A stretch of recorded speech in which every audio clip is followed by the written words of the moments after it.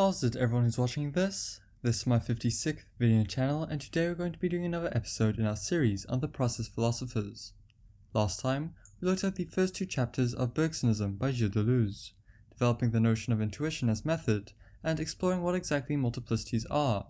In today's video, we're going to take a bit of a step back and return to modes of thought by Alfred North Whitehead, specifically to his lecture Expression.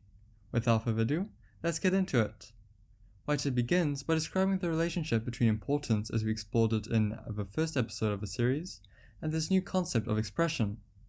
When it comes down to it, the latter presupposes the former, being defined as the diffusion of something through the environment in order to make a difference. In his eyes, this idea of expression is one of the most fundamental and simple elements of animal nature. Here, he takes a bit of a step back in order to discuss the fact that we are all necessarily intertwined with our environments, hence requiring a specific definition of concepts like the body. To illustrate the difficulties around this question, Whitehead offers the example of a definite molecule that originated from a distant nebula. As he says, "At what exact point as it enters the mouth, or as it is absorbed through the skin, is it part of the body? Exactness is out of the question. It can only be obtained by some trivial convention." To get around this, he argues that we can define bodies as the region of the world that acts as the primary field of an entity's expression. Whitehead illustrates this using the example of anger. It's something that derives from bodily excitements, which are then translated into language, gestures, and what have you. All of these fall under expression. Something from that person's inner experience is diffused into the environment.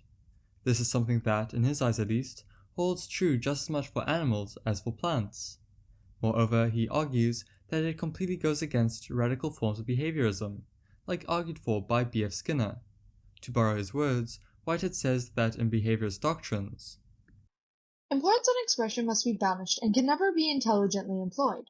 A consistent behaviorist cannot feel it important to refute my statements. He can only behave."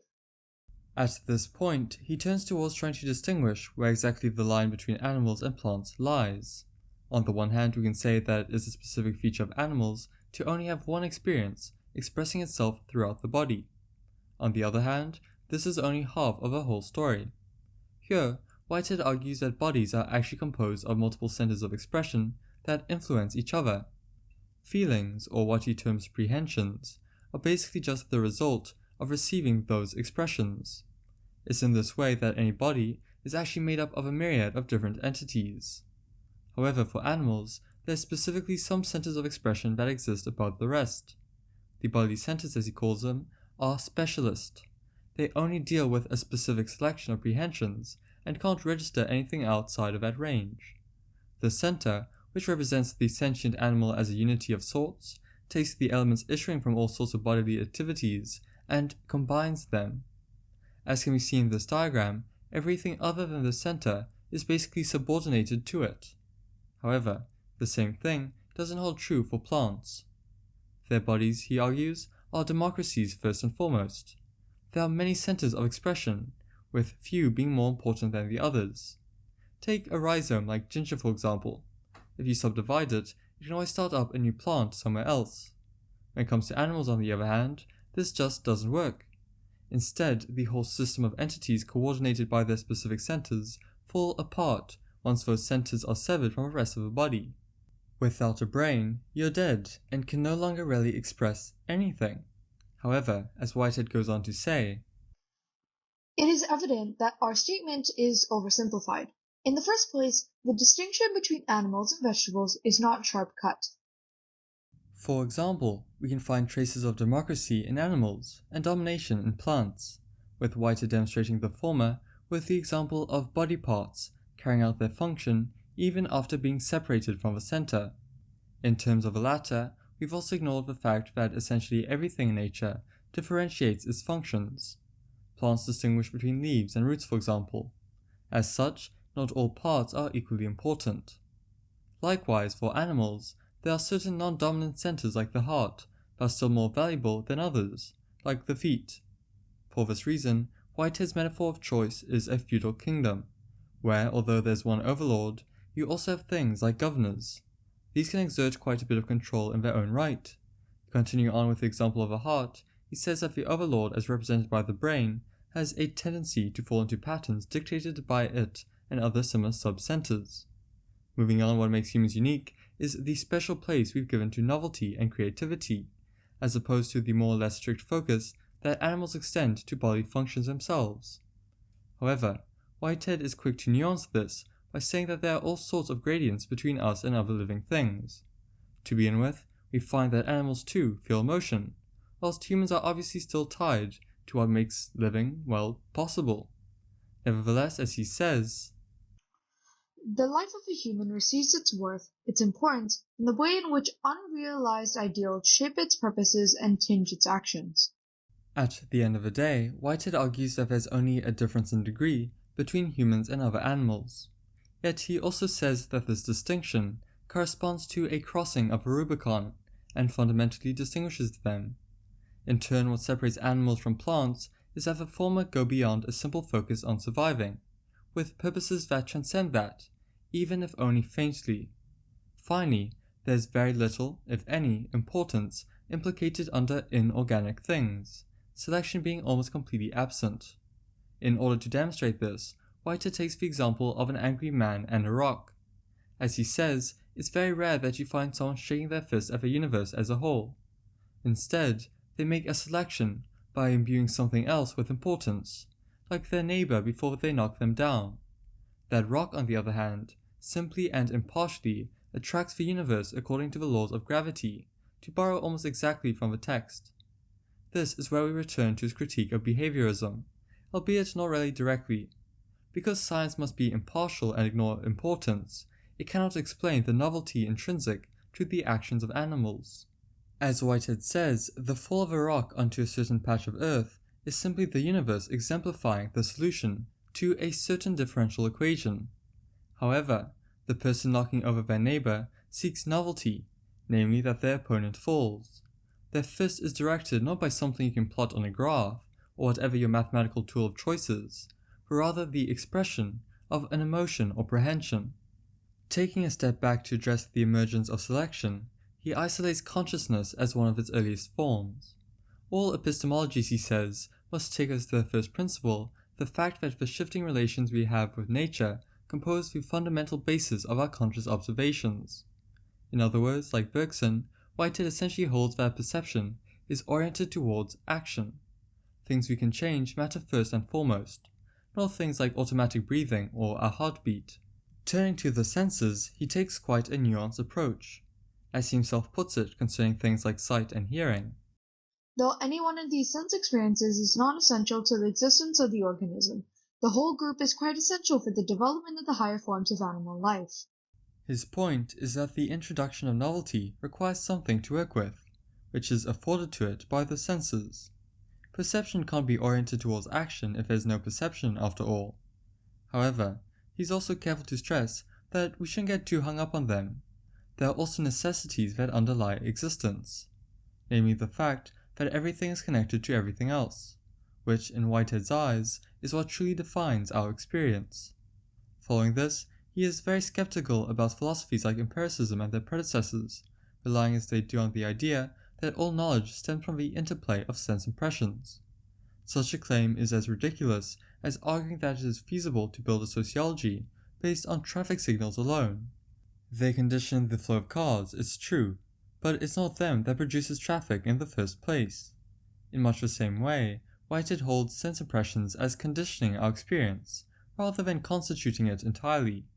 In much the same way, the need to distinguish between gradients of importance is what causes senses to form, like how traffic begets the signals that organize it. It is at this point that Whitehead takes a big step back to reorient the rest of the lecture. In this second half, he aims to explore the relationship between language and expression.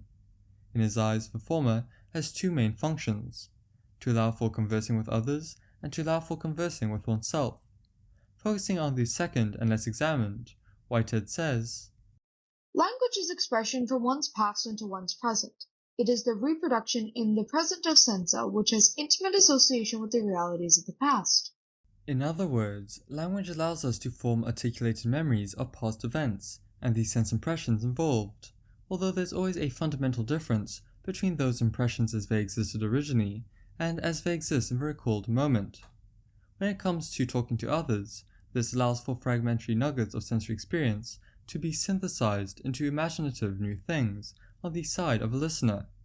What makes language so interesting is that it tends to point away from abstract impressions. The experiences that it expresses tend to focus specifically on concrete relationships between real events. This is something that can be found in our earlier example of a person knocking over their neighbor. It could have occurred at night, in the morning, during a solar eclipse, what have you. All of that, all those flows of sense impressions, are secondary to the fact that someone got knocked down. There's always some sensory ambiguity implied, but at the end of the day, that doesn't form the essence of the event's expression. Here, Whitehead states that language is essentially the systemization of expression. Moreover, although he doesn't consider them to completely overlap, he also holds that language acts as the habitual effect of thought. To explore the ramifications of his claim, there are a number of points we have to take into account, starting with the fact that language has essentially been split in two through writing. To borrow his words, Writing as a factor in human experience is comparable to the steam engine. It is important, modern, and artificial. Speech is as old as human nature itself. At this point, he raises the very interesting question of how writing has impacted psychology. Taking a step back to set some groundwork, he turns his attention to what he identifies as quite a subtle change in speech's function. Namely, Whitehead wants to explore why the role it has historically played as a tool for emotional expression and signaling now seems to be becoming less and less important. As a quick disclaimer, I am not entirely confident in Whitehead's knowledge of linguistics. Nevertheless, to quote from the text once again, Language arose with a dominating reference to an immediate situation. Whether it was signal or expression, above all things it was this reaction to that situation in this environment. However, as time went on, abstraction began to take the foreground. Nowadays, we can almost entirely dispense with this mode of thought.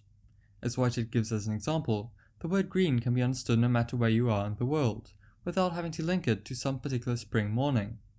This is in part, at least for Whitehead, due to the rise of writing as a way to express language. He demonstrates this through the example of the phrase "a warm day." In speech, its meaning is first and foremost tied to some specific element of the environment. Someone saying it in Texas might mean something very different to someone in England, for instance. In writing, however, the words take on a more generalized meaning, one that doesn't necessarily depend on the immediate environment. In some ways, this can be considered dangerous, since it leads us away from the reality of the world around us. Yet, Whitehead also considers writing to be fundamental for development, as it allows for giving an identity, and thus an expression, to conceptual experiences and their abstraction. This is what he says that his last lecture in the series will be about, particularly as it relates to logic and aesthetics. However, that's for another day. To conclude this section of modes of thought, Whitehead argues that it has primarily been built around the notion of action and reaction. Following this pattern, his final conclusion on human nature is that the mentality of mankind and the language we use mutually create each other, drifting somewhat into Sapir-Whorf territory. Borrowing his words one last time, If we like to assume the rise of language as a given fact, then it is not going too far to say that the souls of men are the gift from language to mankind. It's on this almost Lacanian note that I'd like to end this episode on Expression by Alfred North Whitehead, having explored what exactly the titular concept is, alongside its relationships with importance and selection. I truly hope you enjoyed or learned something, and if you feel I got anything wrong or wasn't as clear as I could have been, please do feel free to let me know in the comments, so I can do better. Next time, we'll be looking at an essay by André Bergson, titled The Possible and the Real. Until then, bye!